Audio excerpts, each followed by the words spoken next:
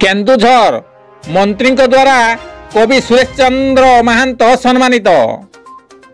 केन्दुझर जिला Patna block कुठाघर grammar कवि सुरेश चंद्र महांत को सुशासन दिवस में साहित्य क्षेत्र में उल्लेखनीय अवदान निमंते काव्यांजलि कार्यकारी समिति और जिला प्रशासन केन्दुझर द्वारा दरबार हॉल में सम्मानित कराई।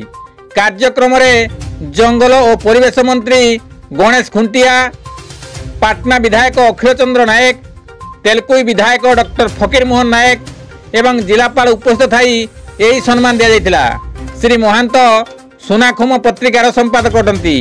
यही जिला स्तरीय समारोह रे कवि भावग्राही महांत, डंबरू महांत, नाट्यकार रघुनाथ महांत, डॉक्टर धीरेन महांती, कवि चित्त मिश्र, डॉक्टर बिंबाधर बेहेरा, प्रताप महांत, क्षेत्र महांत, सुजित मिश्र, रंगाधर महांत, सुभद्रा महांत, संतोषनी गिरी आदि अटल बिहारी वाजपेयी ऊपर आधारित कविता पठन करथिले। कविता संजना करथिले इंदुमती पात्र एवं सांबादिक सुजित मिश्र।